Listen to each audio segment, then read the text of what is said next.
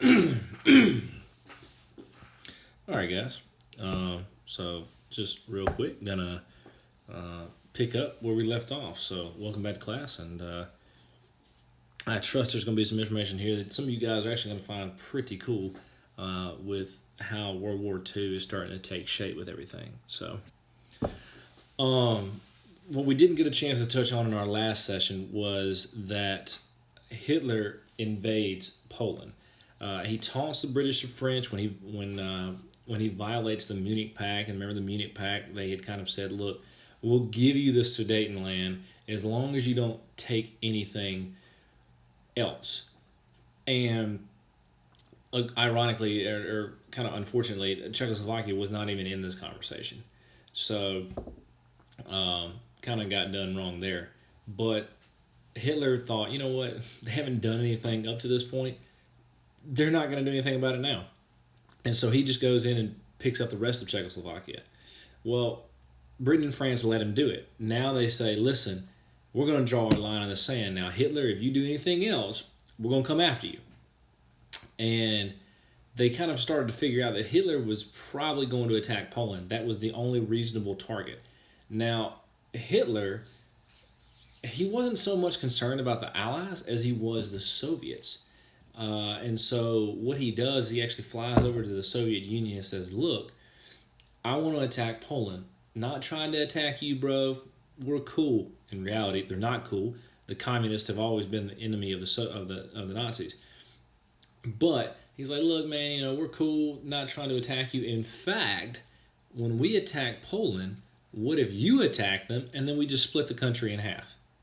Stalin's like, you know what? That sounds like a pretty good idea. More land for me. I'm down with it. So they signed the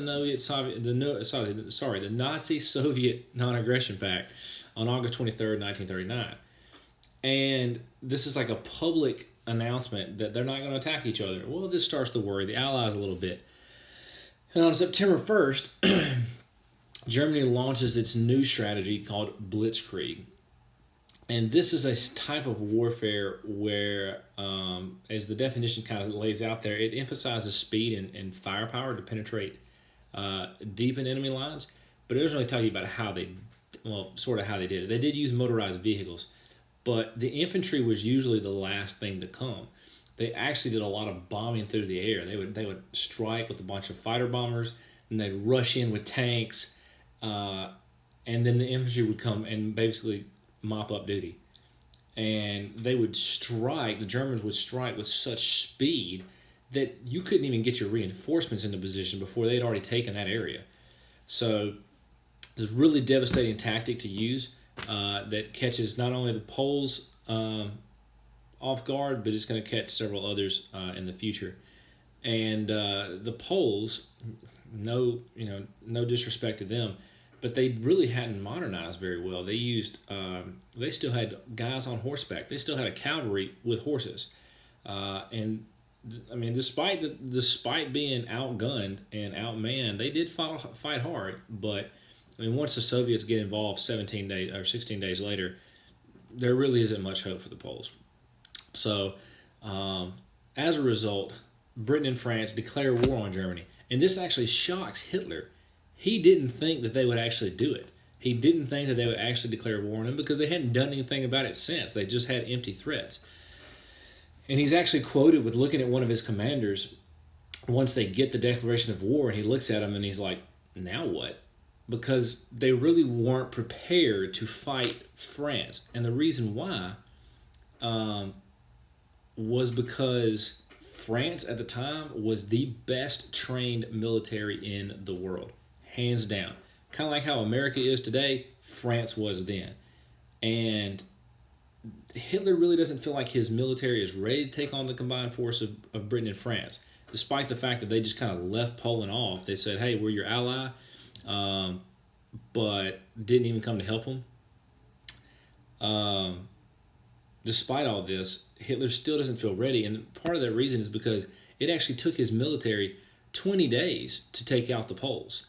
And the Poles, again, they weren't even a mechanized force. So this is going to be a little problematic for him.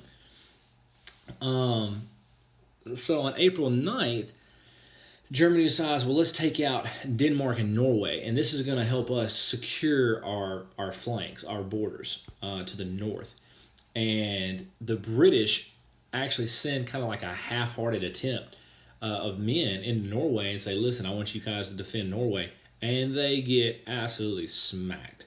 The Germans are able to use their Luftwaffe, their planes, their dive bombers, and they just tear the British to shreds. And it's kind of an embarrassment, really, to the Allies. And then on May 10th, Hitler's forces actually capture Netherlands, Belgium, and Luxembourg, and this really kind of starts off this campaign to take France. So they kind of just hang with me here. This is all part of one big plan. So France had an extremely strong line of connected fortresses that was called the Maginot Line. Germany did not want to face those. I mean, these suckers this is like the D-Day invasion times 10 almost. I mean, these suckers could do some damage. And the French, what they had done is what troops weren't on the Maginot Line were their best troops, and they were on the Belgian-French border, preventing, if the Germans decided to come through that area like they did in World War I, which is what they were expecting, their best troops would be there to fight them. And not to mention, they also had over 3,000 tanks on the eastern front of France, which was 800 more than what the Germans had. But this is going to lead to several mistakes, and I kind of want to go through this entire war and talk about all these mistakes and why we got to where we were. So, of course, we can probably talk about the number one mistake is that we let Hitler get this far. But there's some other mistakes.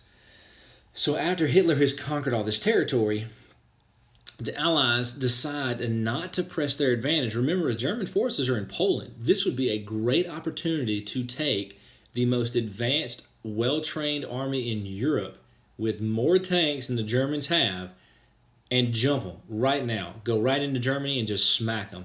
And had they done so, this war may not have lasted near as long.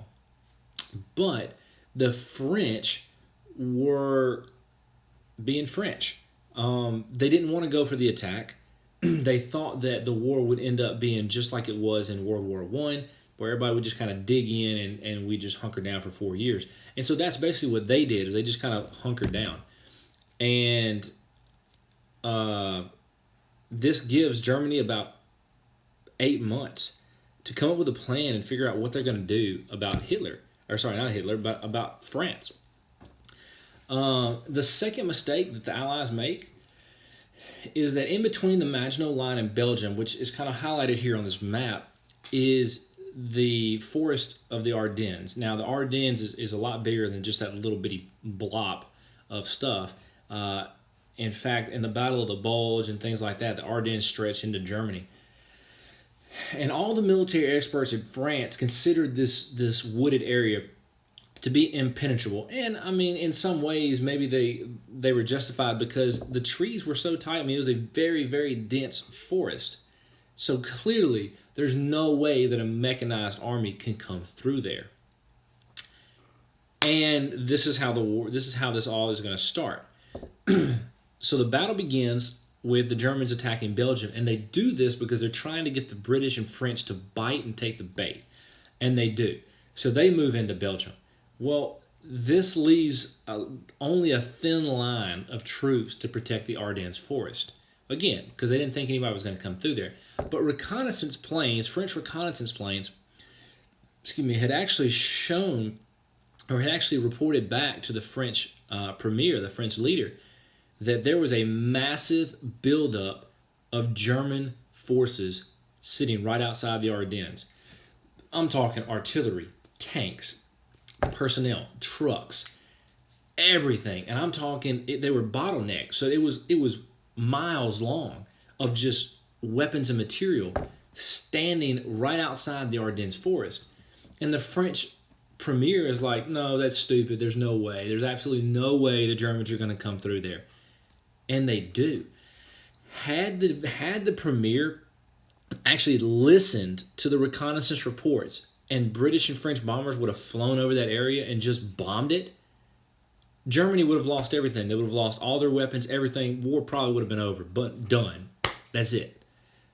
but their arrogance and their pride and their stubbornness got France into a lot more mess. The third big mistake that France has is when these attacks are actually starting to happen, they don't even have a communication network. In fact, even the French premier, he doesn't have a telephone in his office because he thinks it's a security risk. So most of their lines are based off of field telephones. And if you've ever seen a field telephone, it works okay, but you got to have wires that are attached to other wires that are attached to other wires that go to the other communication point. And the Germans are bombing the mess out of you. So, naturally, those lines get cut. And so now you can't communicate with anybody around you, which is a problem when you're getting surrounded.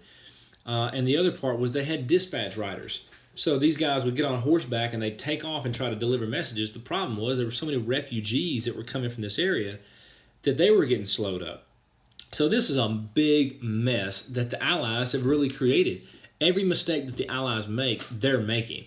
And even though the French heavily outnumber the Germans, and along with the British, this should be an absolute cakewalk. In fact, Hitler's own officers, before this battle, told him that it was stupid. There's no way we're going to beat the French.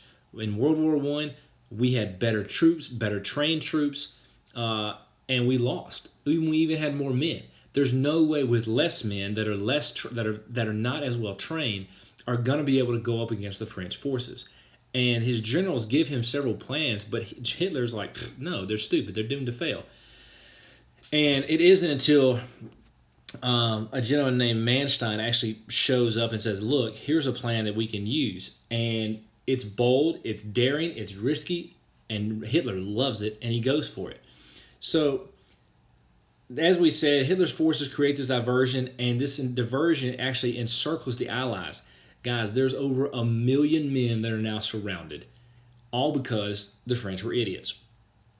So they captured the town of Sedan, this border town of Sedan, in 3 days. The French thought it was only going to take that it would take the Germans at least 2 weeks to get there, but the Germans were moving so quickly. They were moving day and night, and the amount of ground that they were able to pick up in just 3 days, along with the speed in which they were doing so, it made a lot of the Allies be like, whoa, how are they doing this? These guys are not even sleeping. Well, the answer, plain and simple, was a drug at the time known as Pervitin. But today we know it as crystal meth. So they use crystal meth to combat fatigue. So it dulls these feelings of empathy and it makes you feel like you're superhuman. So you're not going to feel tired. They pop that thing in you and you're going. And that was why they were able to make up as much ground as they were. Now, German command actually at this point, as the Allies are almost completely surrounded, they're really in a pinch here, and the German command says, "Hey, why don't we stop and let's wait for the infantry to catch up?" And the general Heinz Guderian is like, "No, you're dumb. We have them on the ropes. We got to keep going." So he refuses to halt, despite orders from high command, a.k.a. Hitler, to stop. He keeps going. And he reaches the Atlantic coast in just 10 days after leaving Germany. Now, that is massive. He's fought his way through France and in 10 days has made it to the Atlantic coast. And in just 5 days, the Germans are really just sitting outside Paris.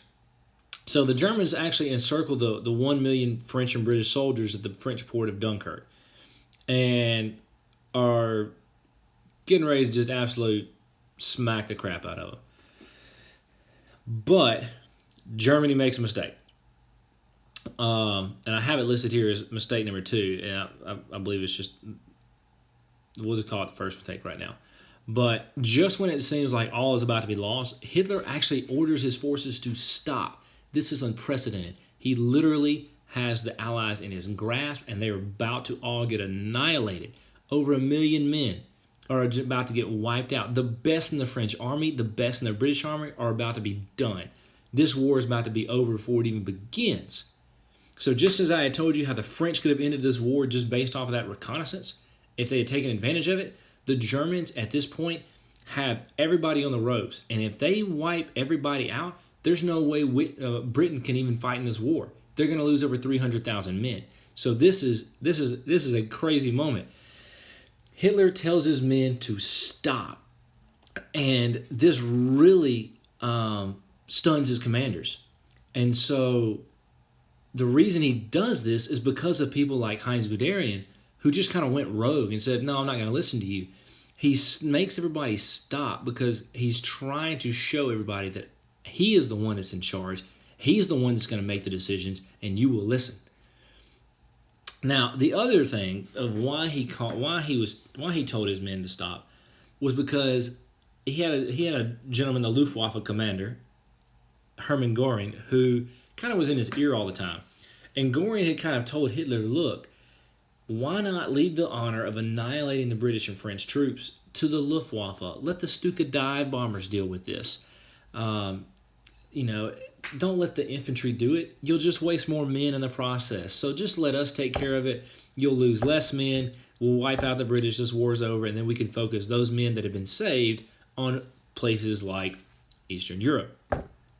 Well, a couple things actually worked in the Allies' favor. Number one, poor visibility. Because the Germans had bombed a few oil fields outside of Dunkirk, there was a lot of smoke that was billowing out. The smoke, along with low fog, really makes it difficult for these dive bombers to see their targets. Not to mention, civilian and naval ships, which is why this is called the miracle at Dunkirk, because the Navy did not have enough ships to get over there and help everybody. Civilians actually brought their own ships over to Dunkirk to help in the evacuation. So these ships are unexpected by the Germans, and coming there, they start pulling British out. British, French, doesn't matter, anybody. Let's go. And the third thing that really helps the Allies out is air support. There's this new fighter that has come on to play that we'll talk about here in just a second, and it's called the Supermarine Spitfire. And it can keep up with any German fighter of the day, which no other country could attest. And it shows up and starts shooting dive bombers out of the sky, just giving these Allies time. So the Allies are able to save about 340,000 troops. So Hitler's plan of annihilating and humiliating the Allies, for this purpose, takes a back seat. He'll have to wait. And because of this heroic effort, the Allies lived to fight another day. Had they not, I don't think there would have been any way that Britain could have sustained a war. So we haven't really talked about this, but during World War I, after the World War I, the French, even though there was an armistice, which basically just meant a ceasefire, the French and British penalized Germany and basically said, you're the one that started this war, even though they technically weren't. But since everybody else had kind of crumbled and fallen apart, the only country left was Germany. So they made them pay over basically in today's money, over $2.7 trillion in reparations. You couldn't have a military over 100,000. We've kind of touched on that. But the humiliation was signed in a train car just outside of Versailles. So all of this humiliation that Germany was about to have to deal with, then they had no choice in the matter at the end of World War I. All of this was done inside of a train car, which the picture to your right shows the people who were involved in this signing. So it was very much a bitter thorn in Germany's side. They had been humiliated. Now, one thing I want to tell you guys, as most of you will probably know when it comes to sports, you never, ever, ever try to humiliate your opponent. Why? Because the day's going to come when they do it back to you. So what does Hitler do when he finally takes Paris? He pulls that same train car out, and he pulls the media in, and he makes this a public spectacle, and he absolutely humiliates France, and has them sign this armistice on the same train car. And what was even more humiliating about this was that France, the best army in Europe, had just been taken in 35 days by an inferior force. So France was just, they just needed to go hide under a carpet or something. It was awful.